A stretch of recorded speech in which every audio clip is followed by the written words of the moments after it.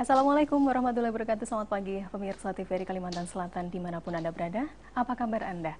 Semoga selalu sehat di tengah kondisi mewabahnya pandemik virus COVID-19.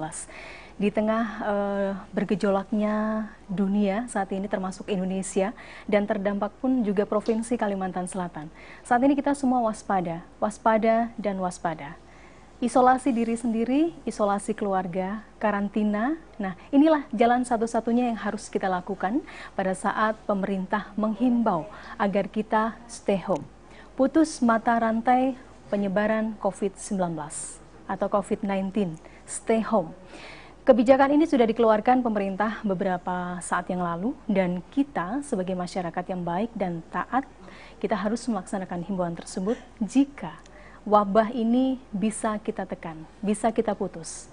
Nah pemirsa, di studio 1 TVRI Kalimantan Selatan saat ini akan ngobrol kembali seputar penyebaran COVID-19, khususnya di Provinsi Kalimantan Selatan. Kendati data ataupun angka di daerah ini tidak terlalu signifikan, tetapi pemerintah daerah sudah melakukan kewaspadaan dengan bekerja sama kepada seluruh instansi terkait dan juga tenaga medis rumah sakit untuk memutus mata rantai penyebaran COVID-19. Nah, bersama saya di Studio 1 sudah hadir di tengah kesibukan beliau yang luar biasa. Ada Ketua Ikatan Dokter Indonesia Provinsi Kalimantan Selatan yang juga spesialis penyakit dalam. Beliau adalah Dr. HM Rudiansah, MKes SPDKG Hafinasim, telah bersama saya di pagi hari ini. Ya. Assalamualaikum dok. Waalaikumsalam warahmatullahi wabarakatuh. Alhamdulillah. Harus. Ya, insya Allah. Karena sebagai garda terdepan ya, penanganan COVID-19, kita berdoa dan mudah-mudahan suasana duka ya yang menyelimuti Ikatan Dokter Indonesia saat ini sudah kembali menguatkan kita bersama untuk bersama-sama melawan COVID-19. Ya dok ya, turut berduka cita sekali lagi. Karena kasih, ini ada 6 dokter yang sudah terkena COVID-19 dan meninggal. Ini salah satunya adalah anggota, bukan salah satunya dok, semua adalah anggota Ikatan Dokter Indonesia. Dan tentu dokter sebagai salah satu anggota dan pengurus ID pusat juga sangat prihatin dengan kondisi dok ya. Baik dok, terima kasih di tengah kesibukannya luar biasa di rumah sakit dan juga ngajar dan lain sebagainya sudah menyempatkan bersama saya untuk memberikan informasi kembali, wawasan kepada masyarakat untuk bisa memberikan pemahaman bahwa kita harus memutus mata rantai COVID-19 dengan stay home, begitu ya dok ya? Betul. Baik, kita atau saya saat ini sudah memegang masker. Anda tentu tahu apa fungsi dan juga manfaat masker ini, sejauh mana masker ini bisa menekan penularan COVID-19. Kita akan jawab setelah komersial berikut ini, dan kita saksikan bagaimana himbauan juga Presiden Indonesia untuk waspada COVID-19 dengan rajin mencuci tangan. Berikut.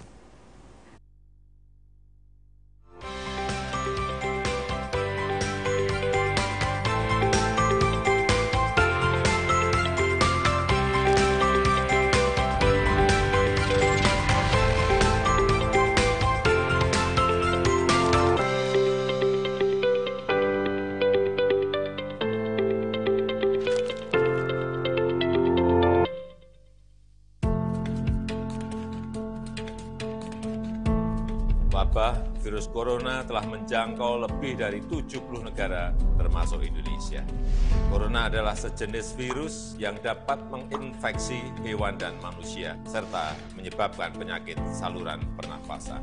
Virus corona berasal dari hewan yang melompat ke manusia, lalu terjadi penularan virus antar manusia melalui percikan ludah dan ingus saat seseorang batuk atau bersin. Bisa juga melalui perantara seperti gagang pintu atau pegangan tangga.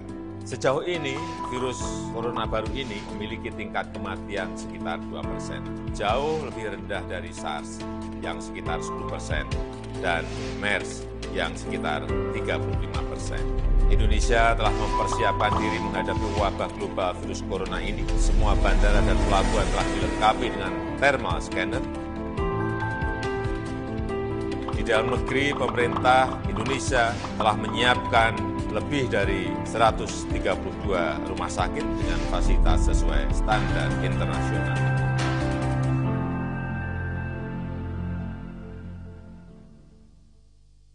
dipersembahkan oleh. Hingga saat ini, vaksin COVID-19 belum ditemukan. Namun bisa dicegah dengan imunitas tubuh yang baik. Menular melalui droplet atau percik liur, memiliki gejala berupa demam, batuk, dan sesak nafas. Cuci tangan pakai sabun di air mengalir secara berkala. Jangan sentuh muka sebelum cuci tangan. Gunakan masker jika sedang sakit. Tetap tenang dan jaga kesehatan agar terhindar dari COVID-19. Dipersembahkan oleh.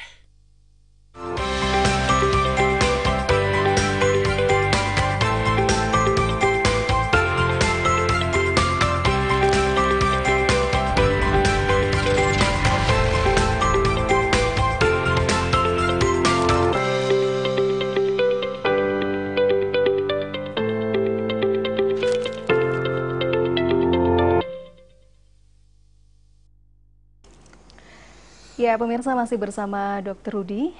Pagi hari ini kita akan membahas mengenai memutus mata rantai COVID-19, stay home. Nah, seperti yang saya katakan di muka tadi bahwa masker saat ini sangat dibutuhkan oleh semua masyarakat Indonesia, termasuk Kalimantan Selatan, dan saat ini sangat sulit untuk diperoleh. Padahal masker ini adalah bagaimana menekan agar penyebaran virus corona tidak meluas. Nah, Dr. Rudy, bisa dijelaskan sebenarnya fungsi daripada masker sendiri? Alat yang sederhana ini mampu menekan penyebaran COVID-19 bagi kita pribadi dan juga orang lain, begitu ya dok ya? Ya, dok, betul. bisa dijelaskan sebenarnya fungsi yang terbaik untuk menekan COVID-19, penularannya terutama, apa sih dok di alat masker ini? Jadi gini, masker ini berfungsi untuk mencegah atau mengurangi penularan bagi orang yang memang terinfeksi. Ini yang kita harapkan ya, supaya tidak menyebar ke sekitarnya. Kemudian juga memang bagi beberapa orang yang sehat, dengan penggunaan masker ini juga mengurangi atau mencegah penularan dari orang sekitarnya juga yang bisa bisa terhisap tadi. Nah, yang kita tahu adalah bahwa masker itu ada beberapa macam. Jadi yang tadi sudah dijelaskan oleh Mbak Desi, itu masker bedah yang biasa umum dipakai. Dan untuk yang lebih safety memang kita menggunakan masker yang N95, seperti ini ya. N95 seperti ini dia punya kemampuan memang mencegah penularan dari luar. Nah, memang ini hanya kita gunakan bagi orang-orang yang benar-benar beresiko tinggi, terutama misalnya tenaga medis, petugas-petugas medis yang langsung kontak dengan pasien-pasien yang positif tadi. Nah, kemudian tujuannya tadi dengan kita bagi mereka yang merasa sakit ya, mungkin belum positif dan kita nggak tahu, gunakanlah masker ini, masker yang tadi biasanya yang umum dipakai misalnya masker bedah, minimal untuk mengurangi penyebaran. Misalnya dia positif kan akan menyebar kalau dia batuk atau bersin. Nah, atau dia bernapas dengan ludahnya seperti ini, nah itu yang perlu harus kita perhatikan. Selain itu, dengan adanya himbauan-himbauan social distancing ya, kita berjarak. Ini kebetulan kebetulan nih, ya hampir pemirsa tahu bahwa 2 meter lah, kurang dikit ya. lah. Ya. Kita sengaja untuk menjaga jarak ya dok ya, karena ini himbauan juga. Nah, ini untuk juga mencegah penularan tadi, di mana droplet dari kuman tadi itu bisa melewati jarak kurang lebih sekitar 1,5 sampai 2 meter gitu ya. Jadi kalau bisa segitu. Nah, memang sih ada pendapat baru lagi bahwa sampai 4 meter ya. Nah ya, kalau memang bisa ya makanya sekarang adalah di rumah saja, stay home. Betul. Hindari kontak dengan orang lebih banyak atau hindari kerumunan orang banyak. Karena itu akan mempunyai resiko kita tertular, dan bagi mereka yang sakit dia akan menularkan ke orang sekitarnya. Dan social distancing sekarang kita berubah menjadi physical distancing. Betul. Ya, itu tadi yang dokter katakan, jarak kita harus jaga. Betul. Tetapi hal ini sangat sulit dilakukan kita sebagai lingkungan sosial di luar sana. Misalnya kita antri di perbankan, misalnya kita di swalayan, misalnya kita di kegiatan-kegiatan lainnya, itu masih tidak ada jarak di antara kita begitu. Untuk beberapa mungkin yang saya perhatikan sih sudah mulai ya.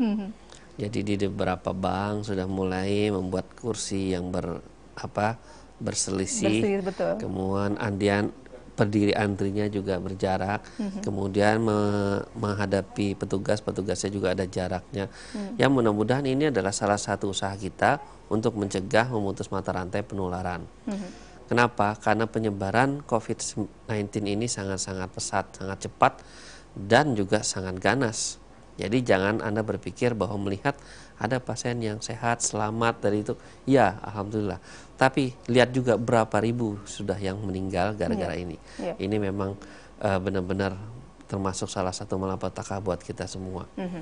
Jadi tolong saya hanya mengingatkan buat masyarakat semua, jangan anggap remeh hal ini. Jangan sampai kita menyesal setelah terjadi pada orang-orang terdekat kita. Itu Betul saja. sekali. Himbauan Dr. Rudy yang luar biasa pemirsa, karena misalnya saudara kita, keluarga kita, tapi jangan sampai terjadi, rekan-rekan kita di luar sana misalnya terkena virus atau COVID-19 ini.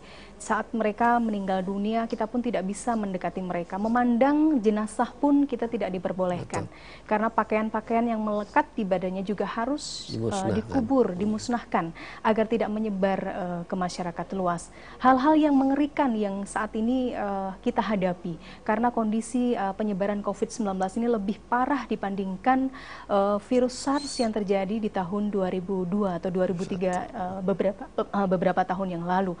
Dan tenaga medis pun sangat kesulitan karena tenaga yang kurang, peralatan baju pelindung diri yang saat ini sangat diperlukan oleh seluruh rumah sakit di Indonesia pun juga sangat-sangat terbatas. Maka dari itu, mari kita putus mata rantai ini untuk tetap berada di rumah, stay home, karantina diri, isolasi diri dengan menjaga jarak atau physical distancing atau social distancing yang dihimbau oleh masyarakat atau himbau oleh pemerintah. Baik dok, kita berbicara mengenai 14 hari berada di rumah. Bukan tanpa alasan pemerintah melakukan libur semua sekolah dan kegiatan-kegiatan di luar sana. Kita libur 14 hari di rumah, beraktivitas di rumah, bekerja di rumah. Tentu ada alasan. Berlibur, dan berlibur. Bukan berlibur. Jangan berlibur. Bukan berlibur. Jangan panik dan jangan piknik. Ya, begitu ya dok. Bisa dijelaskan 14 hari itu apakah penularan itu bisa dicegah, dok? Ya, itu sebenarnya hanya adalah waktu yang pendek. Ya, karena di beberapa, terutama misalnya di tempat asalnya dulu awal, Wuhan, itu 1 bulan mereka harus mengisolasi diri. Kemudian negara Italia yang sekarang paling banyak dan sampai meninggal, bahkan dalam 1 hari bisa meninggal 627 orang hari Jumat kemarin. Bayangkan seperti itu, begitu ganasnya. Kita tidak tahu kita kapan, jangan sampai terjadi. Walaupun di Kalimantan Selatan baru dapat 1 yang positif. Tapi itu belum tentu nanti akan bisa terjadi lagi. Nah, justru itu kita harus menjaga jangan sampai itu bertambah. Waktu 14 hari sebenarnya sih tidak cukup. Nah, kita hanya menyesuaikan dengan kondisi dari virus ini. Virus ini memang punya daya tahan hidup kurang lebih sekitar bisa sampai 10 harian.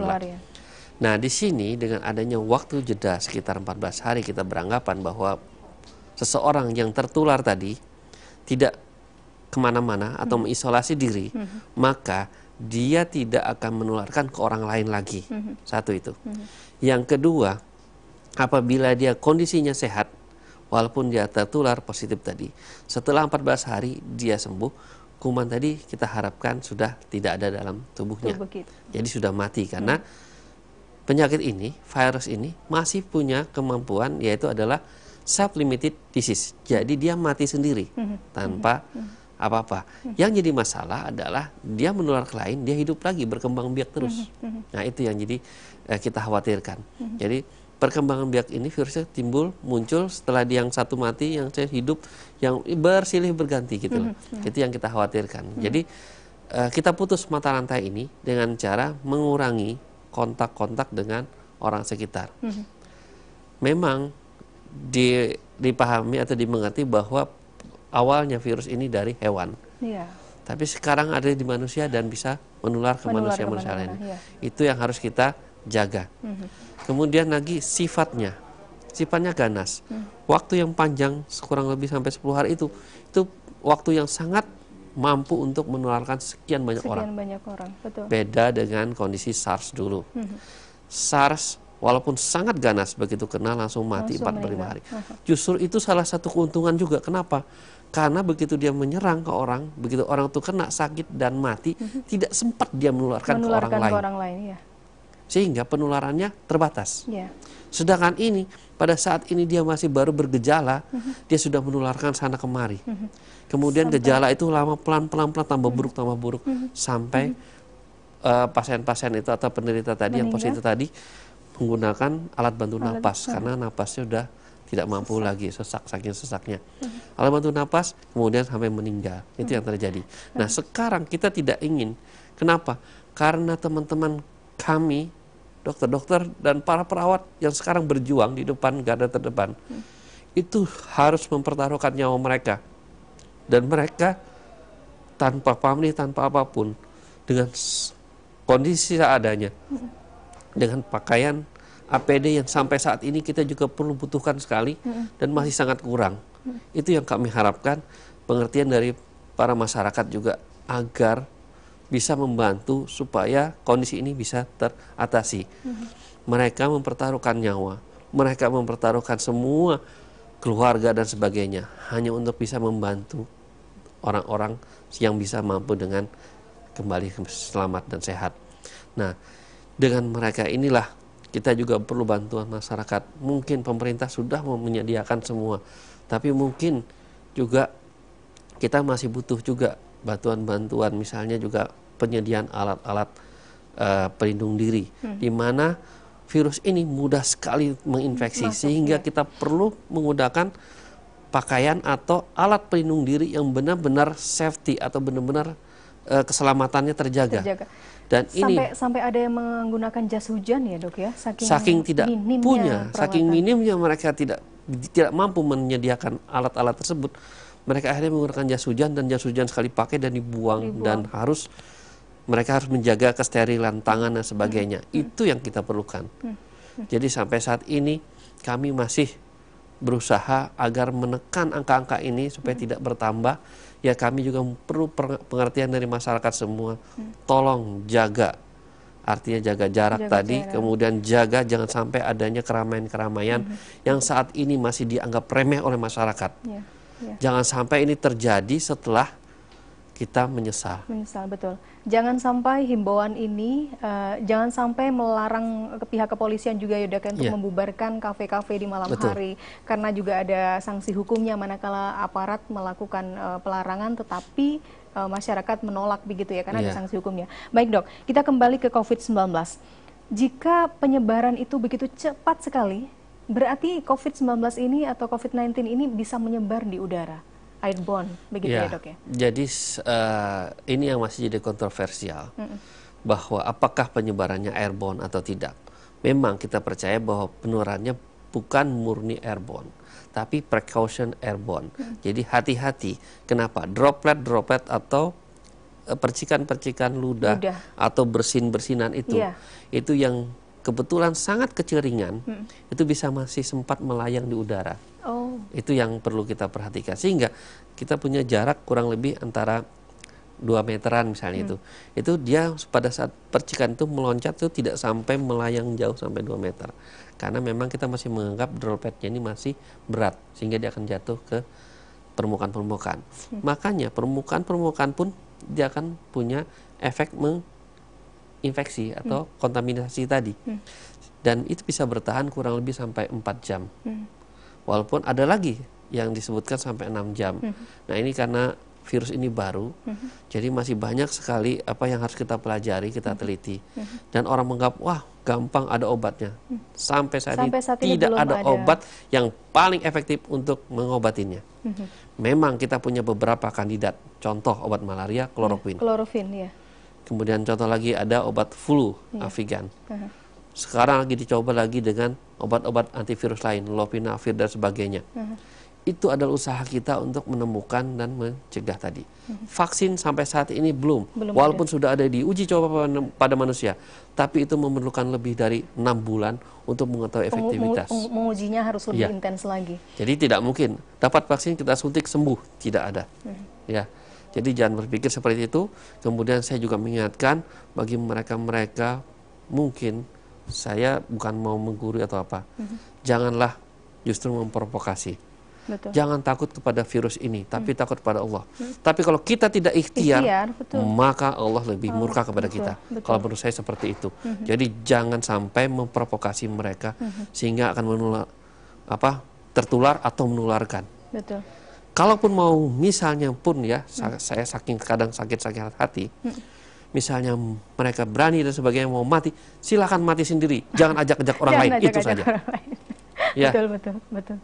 Baik dok, kalau kita berbicara mengenai imun tubuh, karena manusia ini berbeda, imun tubuh, antibodi yang kita miliki masing-masing individu berbeda. Dok, seberapa lama sih antibodi kita melawan virus COVID-19 ini saat virus itu sudah masuk ke tubuh kita? Mungkin bisa dijelaskan lebih. Ya, jadi inilah masih juga dalam beberapa tahap penelitian kita. Bahwa memang orang-orang yang punya faktor resiko, ini saya ingatkan kembali kepada masyarakat. Jadi kalau kita melihat orang-orang yang terinfeksi ini, kita lihat lagi faktor-faktor resiko atau faktor-faktor komorbid atau yang penyakit-penyakit atau kondisi yang dipunyainya. Pertama, dia pernah punya penyakit paru yang lama. Itu dia punya resiko untuk jadi jelek. Ini untuk jadi jelek ya.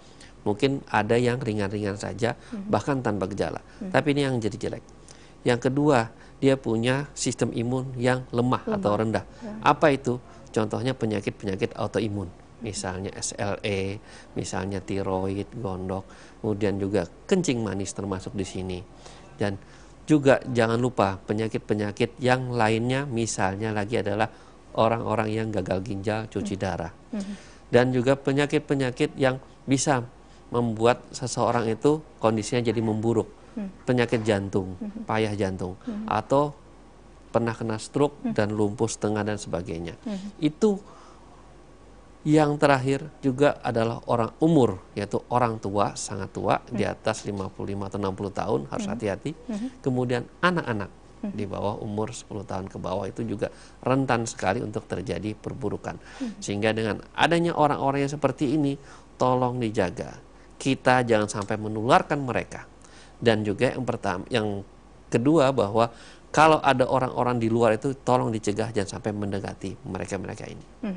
Nah, mudah-mudahan ini bisa memutus mata rantai. Ya, satu lagi kalau tidak salah, kalau mungkin saya salah bisa dibetulkan dok. Perokok ya dok ya? Ya. Perokok salah satu juga yang rentan. Ya, perokok di sini berhubungan dengan paru-paru. Iya, jadi paru-parunya kurang bagus, pembuluh darahnya kurang bagus, sistem imunnya juga kurang dibandingkan yang tidak.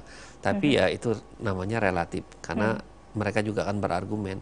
Lah saya merokok masih sehat, yang tidak merokok malah sakit atau mati, itu beda lagi ya. Oh ya, tambahan lagi juga asma juga punya. Betul. Iya, karena asma ini adalah salah satu penyakit imun juga, jadi dia alergi dan sebagainya. Baik, dok, kita akan berbicara lagi lebih banyak lagi mengenai ODP, ya dok ya, orang dengan pengawasan dan juga pemantauan, dan satunya lagi dok? PDP. PDP, ya. Kita akan bahas apa sebenarnya perbedaan dari ODP dan juga PDP. Kita akan jawab bersama Dr. Rudy, masih di Hidup Sehat, tetap bersama kami. Putus mata rantai COVID-19, stay home. Ini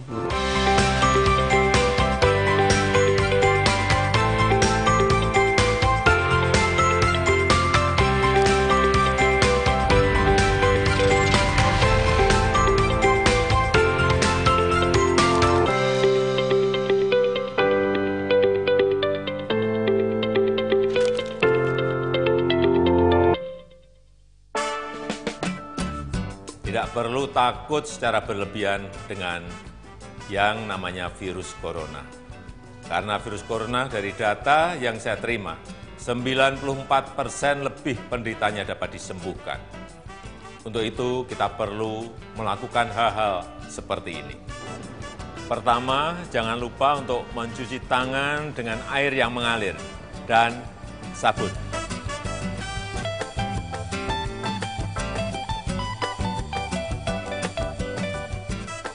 Cukup sederhana dan mudah dilaksanakan. Jadi sebetulnya musuh terbesar kita saat ini adalah bukan virus itu sendiri, tapi rasa cemas, rasa panik, rasa ketakutan, dan berita-berita hoax serta rumor, kita sebenarnya harus yakin dengan fakta, informasi, solidaritas bersama, dan gotong royong. Dipersembahkan oleh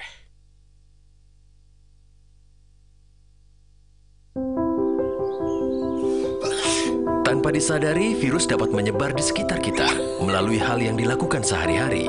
Virus tersebut dapat menular secara berantai, mulai dari satu orang ke orang yang lain, lalu ke orang lainnya lagi, hingga dapat menular ke banyak orang. Dapat mencegah penyebaran virus. Tutup hidung dan mulut ketika batuk atau bersin. Buang tisu bekas pakai ke tempat sampah tertutup. Cuci tangan pakai sabun sesering mungkin. Semakin banyak yang mencegah, semakin banyak yang terlindungi. dipersembahkan oleh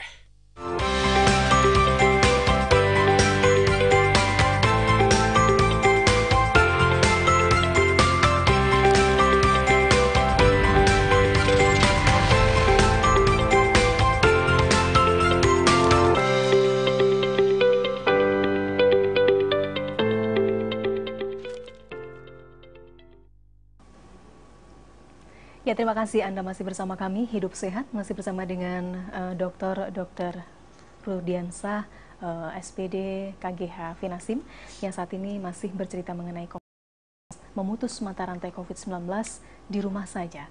Isolasi diri, karantina diri, social distancing ya, physical distancing harus kita lakukan saat ini, karena ini himbauan pemerintah yang harus kita laksanakan. Jangan melawan himbauan pemerintah, karena ini adalah sebuah kewaspadaan, ya, warning yang luar biasa yang harus kita lakukan.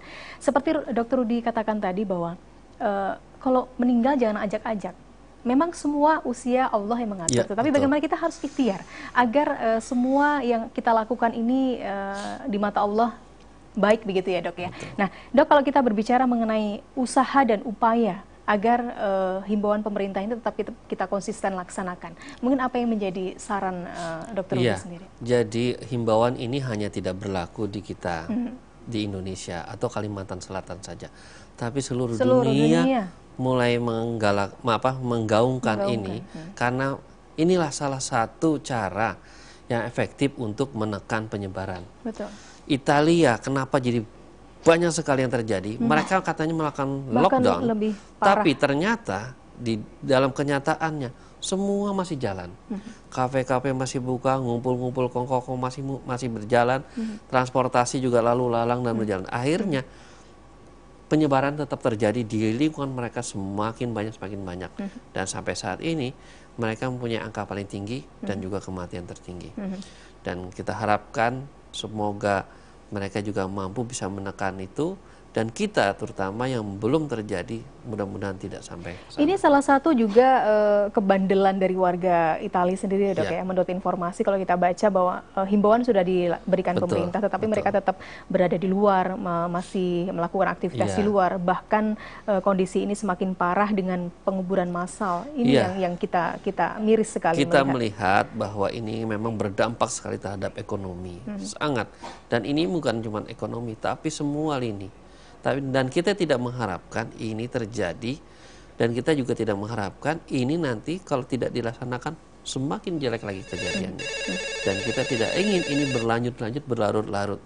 Jangan sampai kita nanti akan mendengar penguburan massal dan sebagainya. Jangan sampai terjadi. Jangan sampai terjadi di Indonesia ataupun di negara manapun. Baik Dok, sebelum kita berbicara mengenai apa perbedaan dari ODP dan juga PDP yang sudah kita janjikan tadi, ada penelpon yang sudah di ujung telepon bersama kita di pagi hari ini. Halo, selamat pagi. Assalamualaikum. Halo, selamat pagi. Mohon maaf Ibu, suaranya bisa lebih diperjelas. Saya mau tanya, kan nggak bisa berdekatan gitu ya, tapi kalau kita ada keperluan ke pasar gimana tuh? Kalau keperluan kan yang keperluan rumah tangga gitu yang nggak ada, kalau kita ke pasar bagaimana? Kalau ke pasar kan nggak jadi kita ya, nggak ada memerlukan jarak di pasar. Jadi bagaimana itu mengatasi? Baik. Baik, terima Ya, kasih. itu aja yang saya tanyakan. Makasih. Ya. Terima kasih Bu Maimunah di Tanah Laut sudah bergabung di Hidup Sehat. Langsung dijawab dokter. Iya, jadi untuk kondisi ini kita juga tidak mau harus tinggal di rumah sama sekali, enggak. Ada syarat-syarat tertentu, misalnya orang-orang yang memang tidak bisa tidak meninggalkan pekerjaannya. Contoh misalnya seperti kami, tenaga medis, mau tidak mau kami harus melayani. Tapi itu juga kita harus hati-hati, artinya menjaga jarak, kemudian menggunakan pelindung-pelindung yang istilahnya mengurangi resiko penularan. Ibu mau ke pasar, silahkan. Cuman jangan sampai bergerombolnya itu istilahnya lihat-lihatlah posisinya. Sama pakai masker mungkin bisa membantu. Tangan yang habis menggunakan tadi jangan kesana kemari, lap ke tangan sini, terus ke muka, ke hidungnya, itu yang dijaga. Kemudian selesai ke pasar cuci tangan baju juga sabun, diganti dan sebagainya. Baru boleh peluk keluarganya dan lainnya. Karena kalau kita dari luar kita tidak tahu apa yang menempel di pakaian kita. Itu juga harus kita hati-hati ya. Jadi saran saya untuk kegiatan masih tetap kita laksanakan seperti biasa, tapi kita tetap menjaga bahwa ini tidak boleh menularkan lagi gitu loh. Jadi misalnya kita dari luar, kayak saya misalnya dari pulang, ya ganti baju, cuci dan sebagainya, mandi baru bisa bercengkerama dengan keluarga. Pada saat saya melayani pasien juga saya harus menggunakan alat pelindung diri. Mungkin yang saat ini kita langka, cari masker aja susah, harganya mahal. Saya mohon juga pedagang dadakan, tolonglah, kasihanlah. Jangan sampai kalian hanya memakan uang itu, nanti akan malah menyengsarakan kalian sendiri. Karena ini tujuannya bukan untuk tapi untuk kemanusiaan yang lain, kasihan. Dan bagi mereka juga yang membeli, jangan ditimbun sendiri. Sehingga kemudian dijual dengan harga mahal lagi. Tolong, ini semua tidak terjadi hanya cuma di Banjarmasin, Kalimantan Selatan, atau Indonesia. Tapi semua kan yang mengalami seperti ini. Walaupun dari beberapa negara yang sudah ada sekarang sudah mulai terlampaui. Wuhan untuk 2 hari ini sudah tidak ada kasus baru. Sampai-sampai mereka menyatakan ada kasus baru justru dari Indonesia. Ya kan, kasihan juga ya. Jadi juga sama masyarakat yang saat ini merasa bahwa sepertinya aman-aman saja ya, mau jauh kok, baru 1 positif Kalimantan Selatan. Apa mau yang lebih daripada itu? Jangan. Mudah-mudahan ya cuma ini aja. Kita tidak tahu apa yang terjadi, penyebarannya sangat pesat dan banyak orang yang tidak bergejala. Jadi dia positif, dia membawa, tapi gejala nggak kelihatan. Baik. Jadi jangan juga Anda menyangka bahwa saya misalnya bersih, belum tentu, karena kita juga nggak bisa periksa secara total, semua kita nggak periksa. Kenapa? Karena keterbatasan tadi, peralatan untuk pemeriksaan tadi juga terbatas. Sedangkan yang orang-orang yang sangat-sangat memerlukan aja untuk pemeriksaan juga sampai saat ini sedang kita usahakan untuk mendapatkan pemeriksaan secepatnya. Baik, Ibu Maimunah di Tanah Laut, mudah-mudahan puas dengan jawaban dokter. Tidak melarang Ibu untuk bepergian keluar, tetapi batasi dengan lingkungan di luar sana. Tetap melindungi diri, menggunakan masker ya, karena ikhtiar harus selalu kita lakukan, dan menggunakan cuci tangan ya, cuci tangan dengan sabun setelah kita beraktivitas di luar, atau menggunakan hand sanitizer. Kalaupun tidak memiliki itu, bisa dengan sabun cuci, begitu ya Dok ya. Dok, kita tadi berbicara mengenai ODP dan juga OPP. Mungkin ada perbedaan, tentu ada perbedaan, dan karena gejala COVID-19 ini tidak terlihat sama sekali. Kita yang sehat, kita yang bugar, kita yang suka berolahraga, kita yang sering cuci tangan pun belum tentu kita tidak terserang COVID-19. Mungkin bisa dijelaskan di sini. Ya, saya bilang tadi, yang namanya virus ini, silahkan nggak takut. Kata Acil siapa tuh ya, silahkan nggak takut. Tapi kalau kalian kena, jangan ajak-ajak yang lain untuk ketularan, itu saja. Dan kita sama-sama saling menjaga. Virus ini tidak pandang bulu, mau itu anak-anak, mau itu orang dewasa, mau kakek-kakek, nenek-nenek, mau yang sehat, laki-laki, perempuan, mau presiden, mau menteri, mau orang rendahan lah, yang lain saya nggak tahu. Pokoknya siapa saja bisa kena, ya, dia nggak pandang-pandang. Jadi nggak pilih-pilih. Nah, kemudian tadi ada contoh misalnya ODP, orang dalam pemantauan. PDP, pasien dalam pengawasan. Jadi kalau PDP, pasien dalam pengawasan, dia harus memang kalau bisa bila memungkinkan rawat inap untuk diawasi supaya tidak terjadi perburukan kondisi. Tapi ingat lagi, kadang-kadang beberapa tempat rumah sakitnya terbatas fasilitasnya. Kita juga tidak mungkin, kalau gitu semua jadi buat COVID aja nggak mungkin juga, terus pasien-pasien lain gimana? Ya, jadi kita menyesuaikan dengan kondisi yang ada, kemampuan yang ada. Itulah usaha pemerintah untuk mampu bisa untuk mengkondisikan kondisi sekarang. Memang di Jakarta sudah adanya beroperasi rumah sakit besar, yaitu Wisma Atlet yang disulap jadi rumah sakit dengan kapasitas 2.500 bed jadi untuk pasien. Betul. Nah, beberapa rumah sakit menaikkan dari 20, 25 jadi 100 bed. Rumah sakit di sini juga mungkin menaikkan jadi 20 atau 30, 50. Silakan dengan kemampuan yang ada. Tapi perlu juga peran serta dari masyarakat supaya ini tidak menjadi semakin banyak. Nah, PDP tadi adalah pasien dalam pengawasan, tapi belum ada hasil.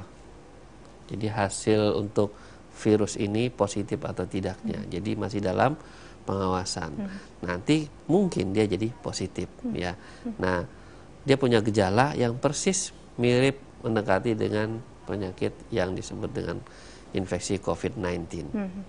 Ya, apa aja, misalnya dengan demam tinggi, kemudian batuk, sesak nafas, bahkan kadar oksigennya turun dari normal. Itu gejala, Dok, ya? Ya, kemudian juga bisa juga mungkin dengan gagal napas, jadi napasnya udah sesek, nggak mampu dipasang ventilator atau alat bantu napas. Tapi hasilnya masih negatif, itu juga bisa PDP. Sedangkan ODP tadi gejala ringan dan dia kontak erat juga dengan orang yang positif tadi. Nah, oh ya diingat tadi PDP tadi dia juga memang ada riwayat tadi, riwayat pernah ke tempat-tempat zona merah. Sekarang udah bukan lagi transmisi antar negara dan sebagainya, tapi sudah provinsi. Lokal, ya. Antar provinsi, bahkan di dalam provinsinya sendiri, antar kota, dan antar kabupaten dan antar tetangga. Itu makanya. Nah, ini menjadi paranoid sebenarnya untuk kita semua, menjadi paranoid, menjadi worry begitu. Karena dengan teman satu kantor pun manakala ada yang batuk, ada yang pilek, semua sudah ketakutan. Takutnya ini gejala COVID-19. Nanti sebenarnya gejala-gejala yang hampir mirip dengan batuk pilek biasa. Tapi kita sudah saling curiga begitu ya, Dok ya. Nah, bagaimana upaya waspadaan kita agar tidak agar paham dan memahami ini COVID-19 ini bukan. Tapi jangan dijawab dulu, kita akan jeda setelah yang berikut ini. Tetap bersama kami, Hidup Sehat akan segera kembali.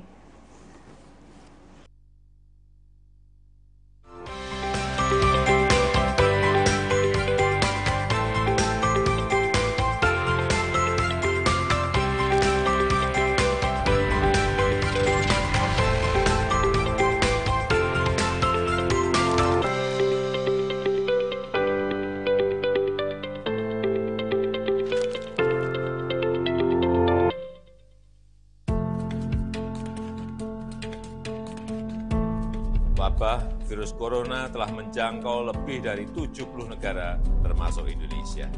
Corona adalah sejenis virus yang dapat menginfeksi hewan dan manusia, serta menyebabkan penyakit saluran pernafasan. Virus corona berasal dari hewan yang melompat ke manusia, lalu terjadi penularan virus antar manusia melalui percikan ludah dan ingus saat seseorang batuk atau bersin. Bisa juga melalui perantara seperti gagang pintu atau pegangan tangga. Sejauh ini, virus corona baru ini memiliki tingkat kematian sekitar 2%, jauh lebih rendah dari SARS yang sekitar 10% dan MERS yang sekitar 35%. Indonesia telah mempersiapkan diri menghadapi wabah global virus corona ini. Semua bandara dan pelabuhan telah dilengkapi dengan thermal scanner.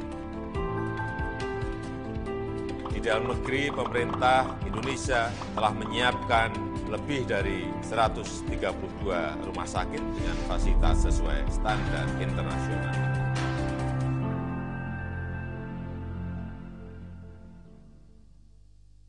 dipersembahkan oleh Cuci tangan itu penting untuk mencegah datangnya penyakit.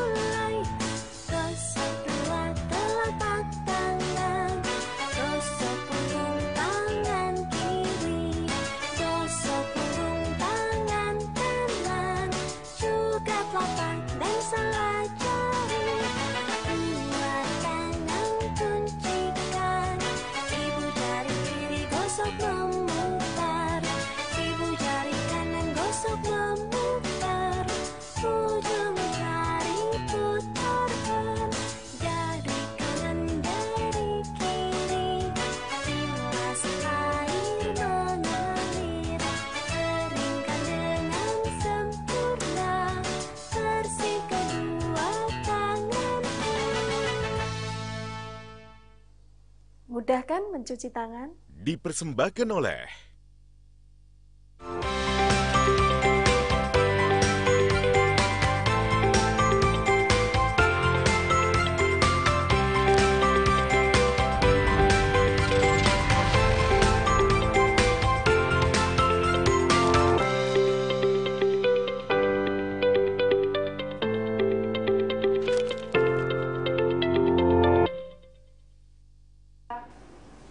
Masih bersama Hidup Sehat TVRI Kalimantan Selatan. Terima kasih Anda masih setia bersama kami dengan tema Putus Mata Rantai COVID-19 Stay at Home bersama Dr. Rudi, Ketua ID Provinsi Kalimantan Selatan. Dok, kita kembali ke perbincangan COVID-19. Tadi gejala-gejala yang timbul untuk pasien atau kita yang terpapar virus COVID-19 ini gejalanya sangat tidak jauh berbeda dengan batuk pilek biasa. Dan paranoid itu selalu kita alami begitu, ketakutan yang luar biasa. Mungkin tidak terlalu tidak beralasan juga kalau kita ketakutan luar biasa, tapi jaga jarak dan juga warning satu sama lain pun memang suatu kebaikan ya, Dok. Ya, betul. Mungkin bisa dijelaskan apakah perbedaan-perbedaannya signifikan dari gejala COVID-19 dengan batuk pilek biasa? Ya, memang secara umum sih mirip. Kenapa? Karena memang batuk pilek biasa juga penyebabnya dulu kan corona juga. Jadi virus corona ini kan banyak, ada strain-strainnya banyak sekali. Ya, salah satu yang sekarang strain yang terbaru adalah COVID-19 tadi. Yang dulu awalnya adalah nCoV 2019, ya kan, 2019. Jadi itu namanya kemudian sekitar pertengahan Februari dia tasmihan kan, ganti baru, ganti nama. Ternyata semakin berat, makin banyak. Apakah harus pakai nama yang lama aja begini ya? Nah, ini yang perlu harus kita pahami bahwa gejalanya persis mirip flu-like syndrome. Jadi namanya flu-like syndrome, batuk pilek dan sebagainya. Cuman yang ada khasnya juga adalah sekitar 1-3 hari itu biasanya memang diikuti dengan demam yang tinggi, khasnya virus. Berapa derajat? Sampai 39 bahkan. Jadi kita kan batasan 38 nih, 39 bahkan 40, bahkan yang bagi yang nggak kuat kadang kejang-kejang ya. Itu harus kita perhatikan. Kemudian sakit tenggorokan. Jadi persis kayak faringitis dan penyakit lainnya lah. Dan kemudian ada badan tidak enak, meriang, udah lemes, sakit-sakit badan dan batuk pilek. Dan jangan lupa sekarang ada strain tren baru lagi. Kadang-kadang sakit perut, diare. Diare, sampai diare dong ya. Jadi ada juga yang gejala-gejala. Jadi range-nya gejala ini juga luas juga. Jadi macam-macam, banyak banget. Jadi memang sampai sekarang tuh kita juga menganggap ini apakah dia ini termasuk salah satu contoh penyakit yang great imitator juga. Jadi salah satu peniru yang besar juga. Jadi hampir semua gejala tuh mirip-mirip gitu. Jadi akhirnya masyarakat mungkin jadi khawatir dan jadi paranoid. Mungkin kita mengambil sisi baiknya. Dengan mereka paranoid berarti mereka menjaga diri kan. Yang sekitarnya menjaga diri bukan dalam artian mengisolasi orang itu, bukan, menjaga diri supaya tidak tertular. Benar, jaga jarak lah. Yang sakit pun akhirnya tahu diri. Jadi dia juga menjaga kalau dia batuk atau bersin, jagalah mulutnya. Atau dia lagi demam, dia janganlah berdekatan dulu dengan orang lain supaya tidak menularkan. Itu adalah segi positif. Dan ini menjadikan salah satu modal buat kita sehingga kita menjadi aware terhadap diri kita dan lingkungan kita. Saya sendiri juga tidak tahu apakah nanti juga masih bisa kita menjaga hal seperti ini terus menerus ya. Mudah-mudahan ke depan kita tetap menjadi orang-orang yang paham akan pentingnya kebersihan tadi. Betul. Dan kita juga mendapat kabar duka satu lagi Dok ya, korban guru besar Universitas Gajah Mada Yogyakarta, Profesor Iwan meninggal. Tadi yang pagi kemarin, subuh jam 00.04 WIB. Beliau salah satu guru kita juga, guru saya juga, sering nasihatin saya dan juga teman sering berdiskusi dan sebagainya. Terakhir saya bertemu kurang lebih bulan September kemarin. Dan beliau ini juga lah salah satu penentu juga obat-obat BPJS, yang kemarin betul, yang batal naik ya Dok ya. Kita doakan beliau semoga arwahnya diterima, amal ibadahnya, dan juga semua para teman-teman sejawat yang telah berjuang untuk mencegah atau mengobati COVID-19 ini juga kita doakan bersama, serta masyarakat yang lainnya pun juga kita doakan, dan dunia. Mungkin ini adalah waktu kita untuk kembali mengingat kepada diri kita sendiri, berikhtiar, dan ingat, saya katakan tadi bahwa apapun yang terjadi semua pasti kehendak Allah, kehendak Tuhan. Tapi kita juga punya kemampuan untuk berikhtiar. Dengan ikhtiar itulah maka Tuhan dan Allah akan melihat hasilnya, tergantung Allah. Kalau kita belum berikhtiar, kita hanya berharap saja tanpa ikhtiar, maka Allah belum tentu akan bantu. Kenapa? Karena perubahan suatu bangsa itu terjadi apabila bangsa itu sendiri akan mengubah diri sendiri. Ya. Kalau tidak ada upaya dari diri kita, Allah juga tidak suka. Tidak akan membantu. Betul. Ya. Dan tentu saja ini warning untuk kita semua masyarakat Kalimantan Selatan dan juga seluruh Indonesia bahkan dunia. Bagaimana kita segera memutus mata rantai penularan COVID-19 dengan terus berada di rumah, isolasi diri sendiri, karena ini yang sangat-sangat membantu pemerintah. Bagaimana kebijakan ini akan terus bisa kita taati begitu ya, karena ini kewaspadaan semua. Kita rajin cuci tangan dengan sabun, kita menjaga jarak satu sama lain, tidak bersosialisasi di luar dulu ya. Tentu saja ini sangat-sangat membantu bagaimana program ini bisa terlaksana dengan baik, himbauan pemerintah. Dok, mungkin pemirsa tadi banyak yang belum mendengar bahwa penyakit penyerta tadi sangat-sangat rentan juga bisa membuat badan drop dan lain sebagainya. Mungkin dari sekian penyakit penyerta seperti paru atau ginjal atau apapun yang lebih parah. Memang yang lebih parah atau yang paling banyak di masyarakat itu adalah kencing manis ya. Kemudian juga mungkin penyakit-penyakit saluran nafas. Itu yang paling parah sekali. Rentan. Artinya kalau mereka pernah punya penyakit saluran napas, misalnya penyakit paru menahun, obstruksi, kemudian juga asma, itu kemudian juga mungkin TBC, dan juga kencing manis, itu yang sangat-sangat cepat sekali, dan yang mungkin tidak terlalu banyak, tapi juga berbahaya sekali ya kanker dan sebagainya ya. Itu juga sangat menurunkan daya tahan tubuh kita sehingga mudah sekali terserang dan mudah sekali jadi berat dan paling sering menyebabkan kematian. Dan juga penggunaan obat-obatan yang menekan daya tahan seperti orang-orang yang cangkok ginjal, cangkok hati dan sebagainya. Dan virusnya belum ada. Ditekankan sekali lagi dokter menyampaikan tadi virusnya belum ada. Vaksin belum ada sama sekali untuk bisa menyembuhkan. Vaksin sampai saat ini sudah dikembangkan dan sudah disuntikan ke manusia, diuji cobakan. Tapi kita belum tahu hasilnya, sehingga kita anggap kita belum punya. Belum mampu. Kita belum bisa berkatakan bahwa vaksin ini akan baik dan sebagainya, belum tahu. Kita lihat nanti efektivitasnya setelah 6 bulan biasanya baru kelihatan.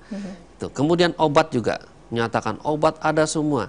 Ya, itu adalah kandidat untuk obat yang saat ini kita ada semampunya. Jadi saya katakan, kita kalaupun ada misalnya obat apapun, kita akan gunakan selama itu mempunyai efek yang baik. Kita pakai. dan kita lihat nanti kita teliti, karena untuk kondisi sekarang kita udah nggak bisa lagi mikir ya oh dia harus begini disitulah jalannya nanti evidence base-nya berjalan, bukti-bukti ilmiahnya berjalan bahwa obat ini ternyata mampu menekan, tapi jangan juga percaya bahwa semua obat pasti akan bisa, obat ini pasti bisa menyembuhkan, obat ini bisa enggak. Saat ini kita belum punya obat mana yang efektif. Jadi obat-obat yang katanya bisa, silahkan gunakan. Tapi jangan berharap atau berpikir dia akan bisa menyembuhkan langsung, kecuali sudah ada bukti-bukti ilmiah penelitian jelas. Oke, Dok, satu lagi, mumpung saya ingat, jadi kita juga himbauan kepada masyarakat di luar sana, jika bepergian keluar kota, keluar provinsi, bahkan keluar negara, mungkin harus segera setelah kembali harus melaporkan diri, melaporkan diri, isolasi, dan mengisolasi diri sendiri. Maksudnya gini, berdiamlah di rumah, jangan kemana-mana dulu selama 14 hari sampai reda dan tidak ada gejala apa-apa. Kecuali ada gejala apa-apa, langsung segera. Kalau memang misalnya tidak lapor, tapi mawas diri, sadar dirilah bahwa kalian itu kemungkinan mampu atau bisa menularkan ke orang lain. Kita tidak tahu apakah punya kuman atau tidak, tapi dengan cara mereka itu mengurung diri atau berdiam dulu selama 14 hari, minimal kumannya udah bersih dan mati dan sebagainya, silahkan. Itu saja. Jangan sampai tadi membahayakan orang lain. Jadi kalau pengen memang Anda berani, Anda tidak takut dengan virus tadi, silahkan, nggak apa-apa. Kita tidak akan melarang. Tapi kalau Anda sakit, mati, dan menularkan, jangan ajak-ajak orang-orang sekitarnya untuk ikut tertular. Baik, luar biasa. Dokter sudah menekankan begitu sedikit keras begitu ya, karena dokter sendiri adalah seorang tenaga medis yang sangat melihat langsung bagaimana upaya-upaya rekan-rekan beliau sangat luar biasa di dalam sana di rumah sakit untuk bisa mengupayakan agar pasien-pasien yang terpapar COVID-19 ini bisa sembuh total tanpa menyebarkan kemana-mana begitu ya, Dok ya. Terima kasih, dokter. Semoga apa yang kita sampaikan di sini bisa memberikan pemahaman yang luar biasa untuk pemirsa di luar sana. Tetap mengisolasi diri ya, Dok ya, selama informasi. Mungkin saya satu lagi tambahan. Boleh, silakan. Kami saat ini juga mungkin dari pemerintah juga mengupayakan untuk perlengkapan peralatan membantu teman-teman kita yang bekerja di garda terdepan. Kami juga mungkin menghimbau bila memang ada yang mau membantu, silakan. Kami mau buka donasi. Tapi ingat, kami Ikatan Dokter Indonesia Wilayah Kalimantan Selatan sampai saat ini tidak melakukan kerjasama dengan pihak manapun. Jadi kalau ada yang mengatasnamakan bekerja sama dengan ID, mohon maaf, kami tidak. Kenapa? Karena untuk menjaga hal-hal ini tidak disalahgunakan. Itu saja. Bagi mereka yang mau membantu, silahkan salurkan langsung aja ke ID. Tapi apabila saya mau mengatasnamakan ID, saya mau mengumpulkan dulu, mohon maaf, kami mungkin tidak. Kalau mau kasihkan silahkan. Jadi masyarakat ingat bahwa tidak ada permintaan donasi yang mengatasnamakan selain dari ID atau bekerja sama dengan ID. Maaf, langsung dari ID. Ada apa-apa, Anda boleh konfirmasi ke saya, boleh ke sekretaris saya, Dr. Ika, atau juga ke sekretariat saya, Dr. Mbak Yun. Ada nomor kontaknya, dan kami tidak membuat poster atau apapun. Kami hanya membuat selebaran surat resmi dengan kop ID. Jadi kalau ada poster dengan logo ID dan sebagainya, mohon maaf, kami tidak ikut bekerja sama dan tidak ikut bertanggung jawab kalau terjadi apa-apa. Baik, terima kasih Dr. Rudi. Dan tetap berada di rumah, karena sesuatu yang terbaik itu adalah isolasi diri, jangan panik dan jangan piknik begitu ya, Dok ya. Tetap berada di rumah. Semoga apa yang kita perbincangkan bisa bermanfaat. Mari kita tekan penularan COVID-19 dengan tetap berada di rumah, bekerja di rumah, dan belajar di rumah. Saya Desi Krida mohon pamit. Assalamualaikum warahmatullahi wabarakatuh. Waalaikumsalam warahmatullahi wabarakatuh.